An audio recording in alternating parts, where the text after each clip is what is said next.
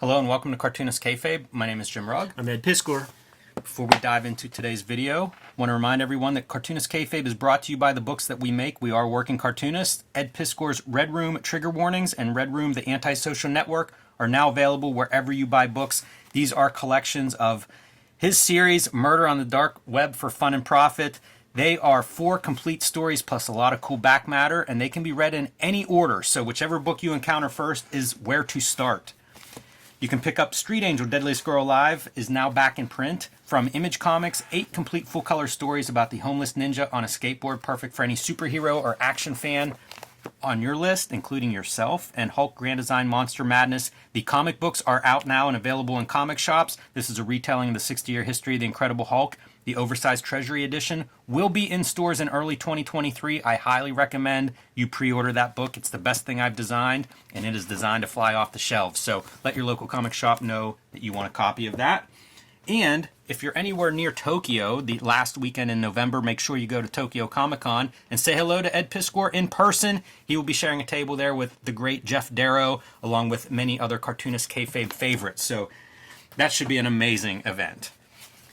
But we are going to take today and go further down our early manga road with Hotel Harbour View, story by Natsuo Sekikawa and art by Jiro Taniguchi, who some of you at home may know from quite a few of his books have been translated into English. These are just a couple of them. A very naturalistic styled artist, although he has done quite a bit of genre work over the years.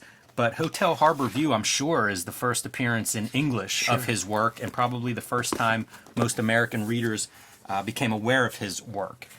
And for whatever reason, Ed, somehow I came across this Viz In. You can see free copy, volume 2, number 7. We often talk about Viz, and I mean, biggest comic book publisher in America. You know, they're huge. And you wonder where they start, right? You know, in 87 or so, whenever they originally team up with Eclipse for Mai and a few of these books, which we do have videos on, but how do they build that massive empire? When they start publishing themselves, because this is only, I believe this is 1990 is the date for Hotel Harbour View, they're putting this stuff out. You would buy these as like 100 copy packs. So if you're a comic book shop, I think it was like $4 for 100 of these, and then put them in the bags of your customers, right, to promote what this stuff is. And you know, relatively simple. It's just folded in half once, but it gives highlights of what they have coming out. Crying Freeman, Portrait of a Killer graphic novel. I have this sitting on my shelf from way back when as well. You have Portrait of a Killer? I have this exact copy. You know, it's this trade paperback of the first volume. I think I do too, man. Well, that might have to be a Sunday vid. Yeah, absolutely. But, you know, these were those early days. We've looked at Cobra #1, so kind of neat to see how this works. Here you can see the Vizen magazine, $4 per bundle of 100. So they were putting these out maybe on a monthly basis as just like, get it in front of comic book readers, you know, let them know that we are doing something and something different. And it brings us to Hotel Harbour View. The way they describe this hard-boiled classic, the hard-boiled is it's noir. You know, and the write-up kind of describes some of the film noir that influenced this stuff. But this is a crime comic, so a little bit before Sin City and maybe a little bit before crime comics were big in comic shops, but a very easy book to get into. So odd. Like, the stories are so weird. They are strange. Because they're almost, like, the one is kind of barely a crime. Yeah. In a way. Fair enough. I noticed you have a copy that doesn't have... They did 3 books that have this, like... I threw it away. Plastic cover on. It's the weirdest thing. Yeah, I hate it. I don't know what that is. If it's value added or something. So there's what the real shit looks like. Because I hate that like, lenticular... Without the lenticular. I don't know what it's about. You know, the other thing I was looking at and trying to figure out. So 1990, this is $10. It's 96 pages. You know, it's basically like a trade paperback or a graphic novel way before those things were a norm on a shelf. That's a big ask, man, going to the comic shop and being like, give me $10 for this. It really is. Creators I've never heard of because, in manga that I'm probably unfamiliar with. The first couple trades that I ever picked up, like a G.I. Joe Special Missions that has like 6 issues, it was $6.95. So obviously not as many copies of this as G.I. Joe. Like at that point, this is very sexy, very very Dan Zetwalk. Yeah, and in case you can't tell, this is like a translucent piece. Very nice book design. I think Viz has been an attractive book designer for a long time. Yeah, and starts right in the beginning. So definitely something we talk about trying to track down an interview with some Viz people to get a little bit of insights into their history, and would love to, cut that up. No telling exactly, and maybe somebody in the comments will know, like, when this material originally showed up. It has maybe a late 70s to mid 80s kind of vibe to it, in terms of the art construction. And I think that the art, this is not the Jiro Taniguchi that we are familiar with so much, with that very thin line and less blacks. But I think that maybe the mandate, or certainly what his specific influence was at the time, I think Ryoichi Ikegami was a heavyweight, because this feels more in that vibe, and it feels more pushed that way than what we know Jiro Taniguchi to be. So it has the sex, it has all the pretty people, it has the violence, and it has the big moments.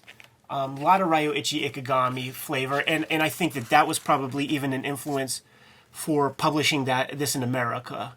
Now that paper that you showed us, it doesn't have Sanctuary, which is closer to the Ikegami that I would imagine this would fit by, but there is Crying Freeman. Right. I think when you're dealing with this artist too, what do you do with a very naturalistic style like that? And to me, crime fiction feels like is an application, if that's a style that you are sort of leaning towards anyway. Yeah. There's talk here this is an old time hotel with a lot of history behind it, and it's in Hong Kong, the setting of this first story, and it feels like they're very much acknowledging the film influence. Yes. As they talk about maybe some Hollywood stars who have passed through here and some movies that they're referencing. And this guy is a photographer. He meets this lady that's coming in specifically to pose for him. Yeah, and it's very important because, he's directing her. Also, Yes. Also Jim Lee called me from the airport. Yeah, I saw that on the reread and was like, what? He's directing everything. Keep this in mind for the Jim Lee shoot. Right. It's a very choreographed situation that he's creating. So he is like a type A guy, and he needs things his way. He's a control freak. Absolutely, and very much constructing his kind of experiences. Yes, and that comes home to roost. The other thing that would have been wild is looking at this in 1990, if you pull this off a comic book shelf, because you're not seeing this in American comics. No. Two people having sex and nudity and stuff this would have been a pretty rare sight in a not behind the counter, hidden underground box kind of presentation. And I've never seen this book as a kid. I bought this comic 2 years ago or something.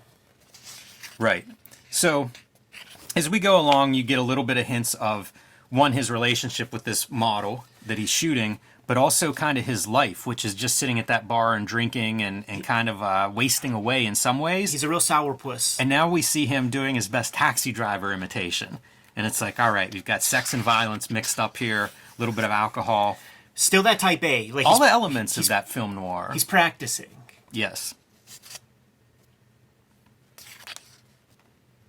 Yeah. Hoping to die in this town as he meets another expat and passes him on the street. Casual conversation. What a psychic vampire. Yeah, seriously. Dude, I was just asking you, how are you? You're supposed to just say, oh, good. That's how we do. And as the bartender makes small talk with him, he's kind of implying that he's got another visitor coming and don't worry, it'll be over soon. Yeah. And the bartender's like, I don't want trouble here. So you kind of get the sense of something is building.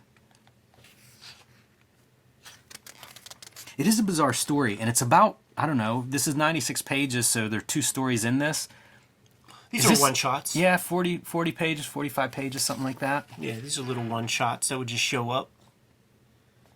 And it's still that same manga pacing, so you have to, be expeditious, man, with your introductions to characters and setting the moment and all that kind of stuff, because it's all done in dialogue, there's no captions and stuff. Yeah, whenever I started reading some of that crime fiction from that era, how concise that storytelling is one of the pieces that stuck with me, and I think that's in this story. Yeah. It's very there's nothing extra in this story.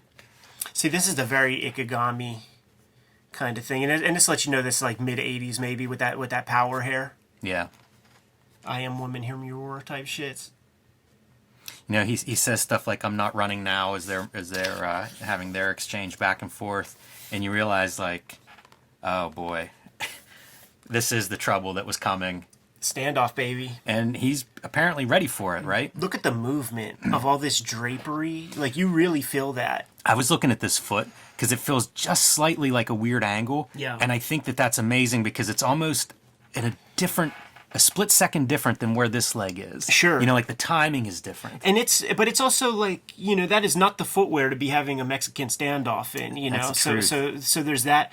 And one of the things, one of my favorite images in Akira Volume 1 is a splash page of Kaneda grabbing the dude's hand with the gun, and the recoil is massive. So there is muzzle flash, and then the gun is way up, and you have like more controlled versions right here where that gun is recoiling a bit, and this is where the gun shot takes place. I think that's so cool. It really sells the motion, and it's accurate. I just put together a collection of covers, and one of my covers is a Western and a guy shooting a shotgun, and it has that effect. I love it. I love it. I've used it a lot of times. I used it 2 times in the Beats graphic novel with William Burroughs playing William Tell with his old lady. There you go. Use of motion lines suddenly come into effect. And if you go back through, again, like, timing is such a big part of this storytelling, and suddenly as the time kind of picks up, we get that one moment of, like, a burst of speed with those speed lines, and now we're going to slow it down to the ultimate.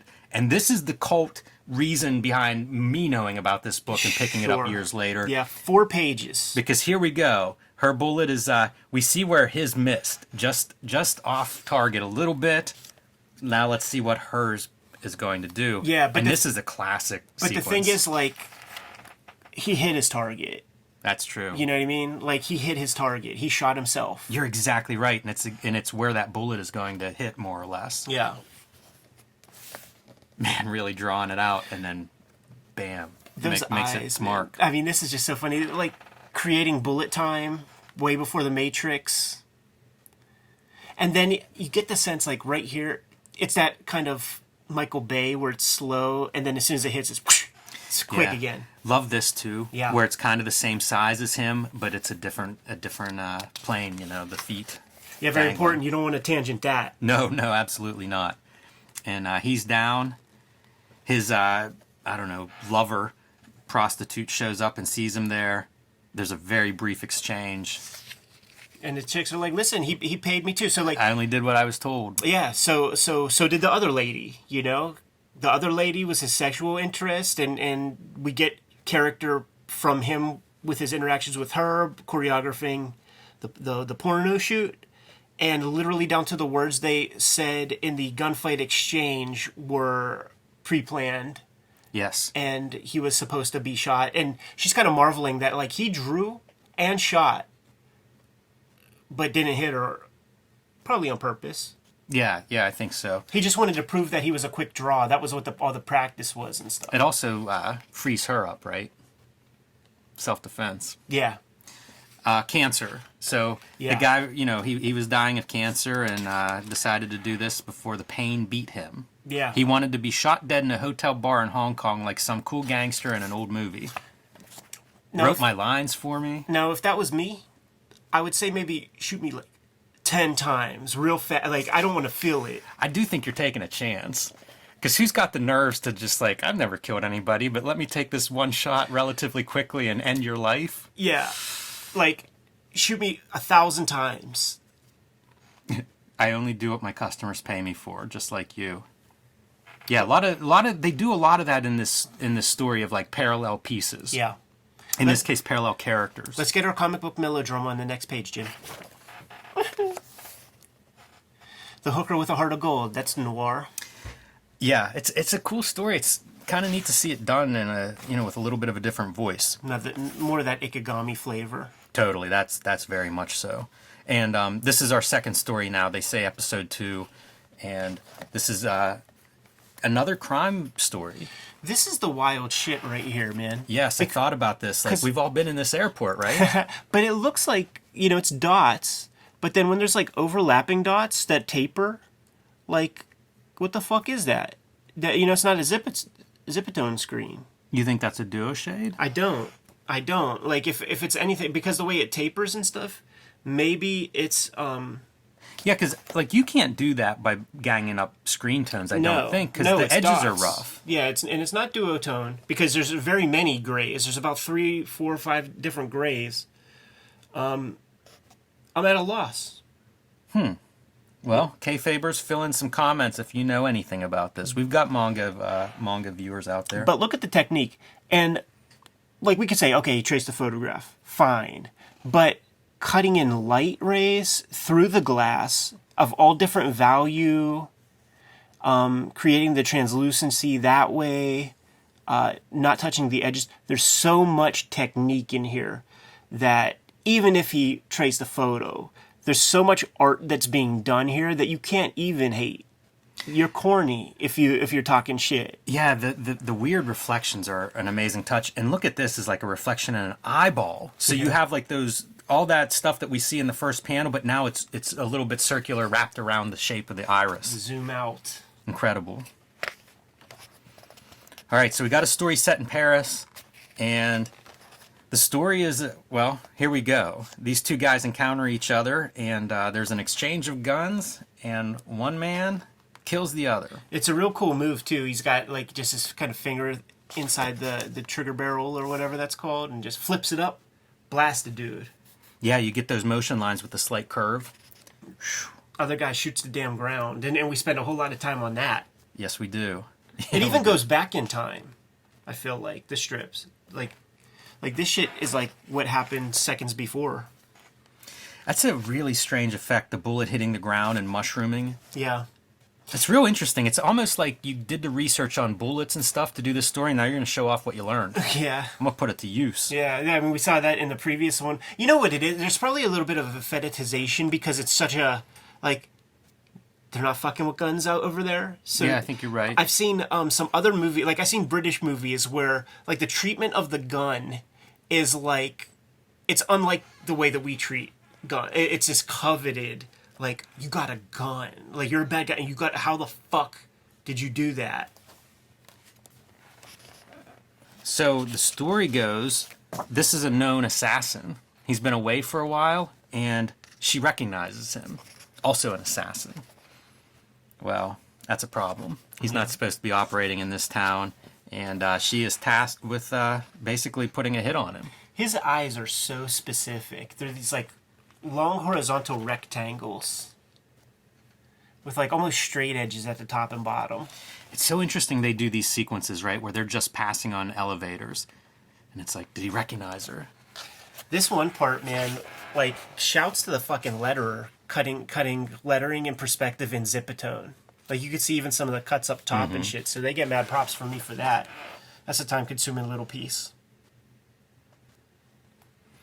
It reminds me of, like, some of the John Woo stuff. Yeah. You know, where, like, the characters have these connections to each other, these, like, past connections, and there's a real feeling of that. And just pages of nothing, no dialogue. It's really cool. Yeah. We often look at, like, wordless scenes and stuff and admire them, and I feel like the stuff that they're communicating in the wordless sequences in here, not what you usually see in wordless sequences. Slowed down to a crawl. You start to fucking put words in it. You start to Stan Lee it up. Just destroy your rhythm. Yeah, we get a little bit of, this is like found video footage of him from a few years ago training, and it's like, man, that guy's really good. And then painting her toenails. Meticulous. Crazy drawing. I like the eye expression here, too. It feels like if you're going to... Yeah, a little dead. If you're going to be an assassin, a killer, like... Gotta be cold. That at least fits, I think, with the at least fictional depiction of assassins. There's the great Jay-Z who said, heart cold like assassins.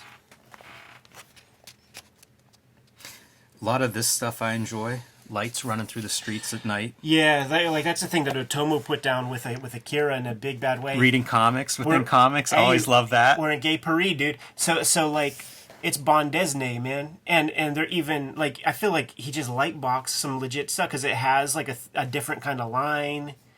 It has the full French vibe to it.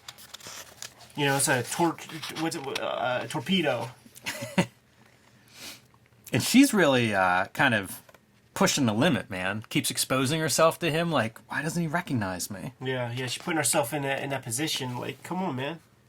Film noir, clearly putting their influences on their sleeves here.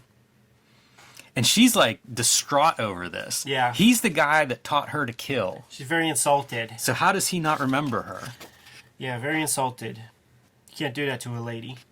Yeah, more than a brief encounter. He was the one who taught me to kill. I like this kind of incidental signage too. Probably coming from some kind of reference, photo reference that they assemble. Yeah. But it's still, I don't know, it adds to it, without it being like overly labored in terms of a film or as a, like a photo reference. But it adds something quality to the street. Yeah, talking about adding something, man. Like the glint on the windshield at this level adds as much life as like when you put the little white glint in a pupil. So much. And because there's so many of them, it's that Metropolitan. Yeah, it's clearly communicated just with white. It reminds me of Drive whenever that movie came out, and it'd be like the neon would be reflecting on the windshield. You'd have those long kind of shots of that. It really has that kind of like cool 80s vibe. This is real wild screens, man. Like parallel line screens and far more than just dots.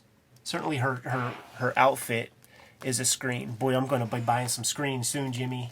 Yeah. $4.50. Well, 450 yen, so even less, like $2 at this point with a USD to yen equivalent. I'm coming back with a stack, bro. All of this drawing of like the chain link fences and signs and rivets and stuff. They have full reference books of that kind of shit. It would just be this photo. And then do with it what you will. Make a high contrast Xerox and then gussy it up with some line art. Look, this is another one of those like spaghetti western stare downs, across the tracks now they're looking at each other. Yeah, very important. And they tease that moment out a long time. Oh yeah. ain't this like your elementary school yearbook photo with little laser lines? That's some 80s shit right there, baby. And I love like she can't kill him without him remembering. Like she needs him to remember. That's her kink. Like you got to know who I am. Smart to do a right-hand page for this, right?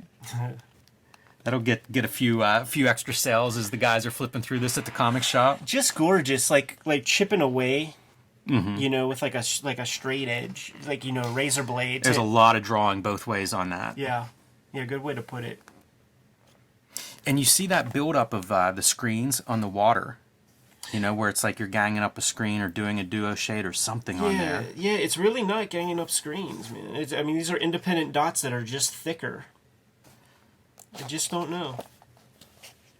It's so perfect. Like there's no outline or overlap visible. Yeah, and there's too much like. And like this stuff, it's scraped away. Like I just don't know how you get that edge. And there's too much like of one value that it cannot be a photostat of a gray wash because it would be more fuss like inside the dots and stuff.